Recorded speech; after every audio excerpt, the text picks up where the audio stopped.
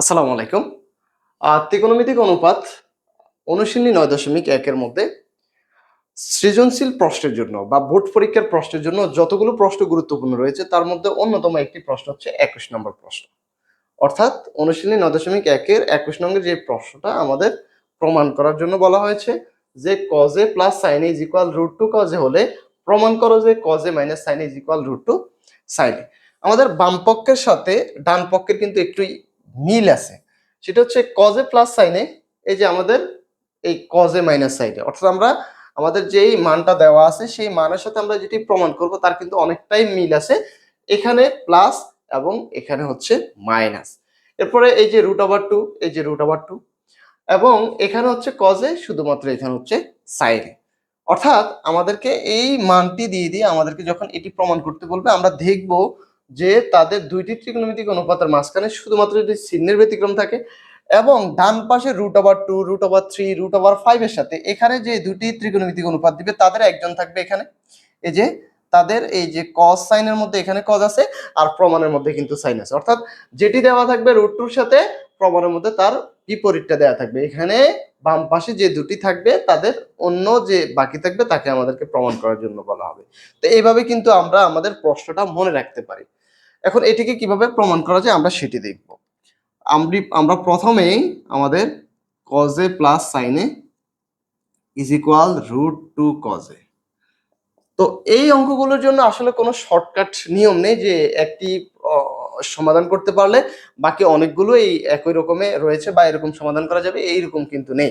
ত্রিকোণমিতিক অনুপাতে কিন্তু আমাদের প্রত্যেকটি অঙ্ক, প্রত্যেকটি প্রশ্ন আলাদা আলাদা নিয়মে সমাধান করতে হয়, সূত্রগুলো মনে রাখতে হয় এবং এটি বারবার চর্চার মাধ্যমে কিন্তু আমরা এটি মনে রাখতে পারি। তো আমি যদি দেখাই আমাদের এই অঙ্কটি আমরা প্রথমে সমাধান করার ক্ষেত্রে আমাদের ডান পাশে যে ত্রিকোণমিতিক অনুপাতটা থাকবে, যে একটা আমাদের সহগ থাকবে বা একটা সংখ্যা থাকবে, সেই সংখ্যার সাথে যে ত্রিকোণমিতিক অনুপাতটি থাকবে সেটিকে এই বাম পাশ থেকে আমরা তাকে ডান পাশে নিয়ে যাব। অর্থাৎ এখানে cos a আছে, বাম পাশেও কিন্তু cos a আছে, এই বাম পাশের cos a কে আমরা ডান পাশে নিয়ে যাব। সো আমাদের এই পাশে আর থাকবে sin a এবং এই যে √2 cos a, আমাদের এই cos a ডান পাশে গিয়ে মাইনাস হবে কারণ সে এই পাশে প্লাস আছে। এর পরবর্তীতে আমরা যেটি করব, sin এর sin a এই দুটি পদ থেকে একটি পদ এবং একটি পদ থেকে আমরা cos কে কমন নিব। এই আমাদের cos কে আমরা কমন নিব। তো √2 cos থেকে যদি আমরা cos কমন নিই তাহলে আমাদের আর থাকে √2 এবং মাইনাস cos কে যখন আমরা cos কমন নিব তাহলে আর থাকে আমাদের 1। এর পরবর্তীতে আমাদের এখানে যে সংখ্যাটি আসবে √2 - 1, √2 - 1, এই √2 - 1 কে এর শুধুমাত্র চিহ্ন ব্যতিক্রম করে, তাহলে √2 মাইনাসের যদি আমরা চিহ্নটাকে পরিবর্তন করি তাহলে হয় √2 + 1। এই রাশির মধ্য যে চিহ্নটা থাকবে এই চিহ্নকে আমরা পরিবর্তন করে আমরা উভয় পক্ষে গুণ করব। যেমন √2 + 1 দ্বারা আমি sin a কে গুণ করলাম এবং cos a √2 - 1 তাকে গুণ করলাম √2 + 1 দ্বারা। তাহলে আমরা বলছিলাম যে আমরা আমাদের ডান পাশে যে ত্রিকোণমিতিক অনুপাত থাকবে বাম পাশেও একই রকম থাকবে, তাকে আমরা ডান পাশে নিয়ে যাব। তারপরে আমরা দুটি ত্রিকোণমিতিক অনুপাত থেকে একটি কমন নিব, কমন নেওয়ার পর আমাদের একটি সংখ্যা চলে আসবে, সংখ্যা রাশি চলে আসবে। তো √2 - 1 থাকলে আমরা √2 + 1 দ্বারা গুণ করব, √3 + 1 থাকলে আমরা √3 - 1 দ্বারা গুণ করব। যদি এখানে √2 + 1 থাকতো তাহলে আমরা √2 - 1 দ্বারা গুণ করতাম। ঠিক আছে?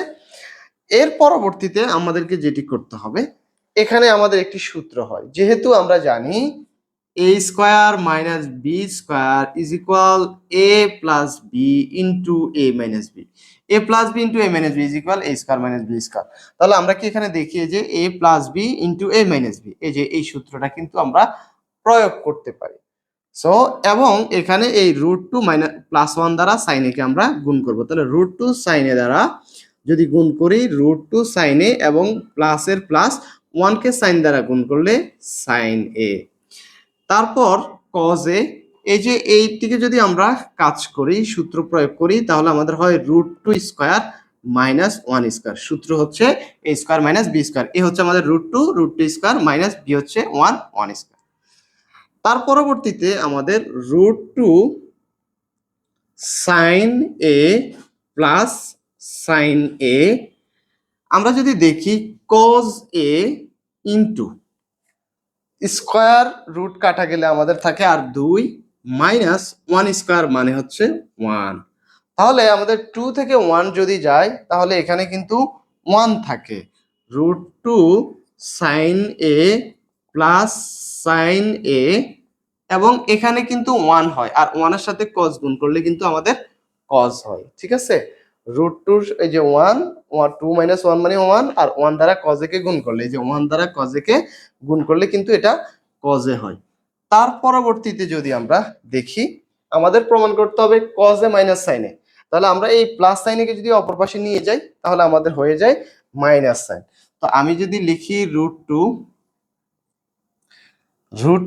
এই যে √2 sin a, √2 sin a, আচ্ছা √2 sin a কে রাখলাম আর আমার শুধু sin a কে আমি অপর পাশে নিয়ে মাইনাস করব।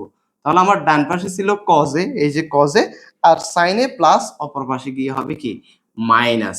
তাহলে কিন্তু আমার অঙ্কটা প্রমাণ হয়ে গেছে, কারণ এই যে cos a minus sin a, cos a minus sin a সমান সমান √2 sin a, এই যে √2 sin a হয়ে গেছে। তো আমরা একটু কি করব, ডান পাশকে আমরা বাম পাশে নিয়ে আসব, minus sine A is equal এই বাম পাশকে আমরা ডান পাশে নিয়ে যাব।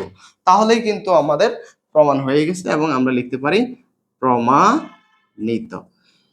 আমি যদি আবারও অঙ্কটা বলে দিই, এইরকম অঙ্ক যখন আমাদের বাম পাশে যা থাকবে এখানে শুধুমাত্র যা প্রমাণ করব তার মধ্যে চিহ্নের ব্যতিক্রম হবে, তখন আমরা কি করব, আমাদের ডান পাশে যে ত্রিকোণমিতিক অনুপাতটা থাকবে আমরা বাম পাশ থেকে তাকে নিয়ে যাব। তারপর আমরা cos দুটি থেকে একটি কমন, যদি আমাদের সাইন নিয়ে যেতাম তাহলে সাইন দুটি থেকে একটি কমন, কমন নেওয়ার পরে যে সংখ্যাটি আসবে এইখানে যে চিহ্নটা থাকবে এটি যদি প্লাস থাকে আমরা মাইনাস নিব, যদি মাইনাস থাকে তাহলে প্লাস নিয়ে উভয় পক্ষকে গুণ করব। তাহলে আমরা এখানে কি করলাম, √2 + 1 কে দ্বারা আমাদের বাম পক্ষ এবং ডান পক্ষকে আমরা গুণ করলাম, তারপরে আমাদের কিন্তু সহজভাবে আমরা সমাধান করে এটি প্রমাণ করতে পারবো।